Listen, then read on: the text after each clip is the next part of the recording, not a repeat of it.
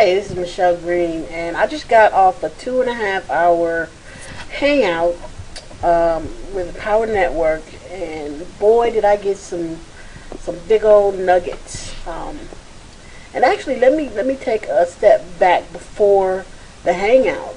I was looking on a blog, and it was Rob Foer's blog. And I don't remember how I stumbled onto it. I think I went looking for it for something because I'd seen his name somewhere, and I actually went and did a search, and I ended up on his blog. And I saw one of his blog posts, and it was filled with content. I mean, premium content. This blog post was amazing, and he had more quality content in that blog post than I've seen in some of the products I've purchased. And I wasn't quite sure, what it was about. Like, why is he giving away so much in this blog post? And I actually figured out the answer. Well, I learned the answer in this hangout a few hours later. Coincidentally, the same day. So Tracey Walker was speaking, and she was speaking about how you need to have anchor content on your blog. And she made the analogy of a mall where you have your anchor stores, kind of like you see in this diagram here. You see some of the major stores like Macy's, Dillard, Nordstrom's, and basically you have the anchor stores that sort of attract the mass crowds, but then you have some of these smaller stores that don't have quite as big of a name that also benefit from these anchor stores being around. They benefit from the traffic that the anchor stores bring in.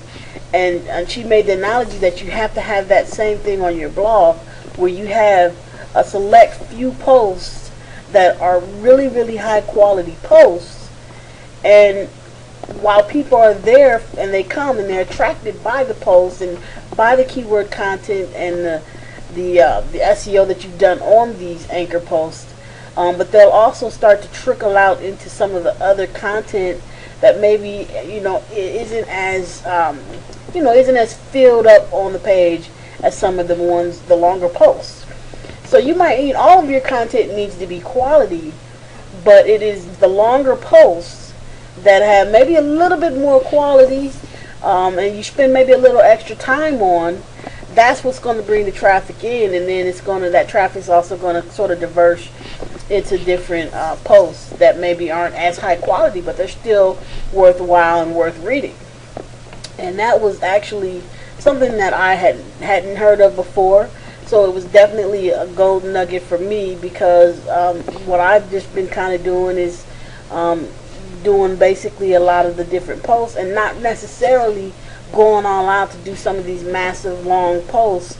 And it's really gotten me to rethink how my blog strategy is going to be now, and it makes a whole lot of sense. So that's just something new that I've learned today, and it just goes to show that this is why you need to get on these hangouts, because just when you think you know it all, you get hit in the face with something that you would have never thought of.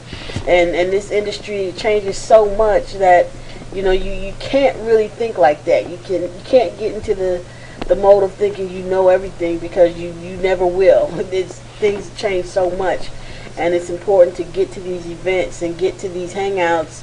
And obviously you have to sort of ration your time out, because you can't go to them all.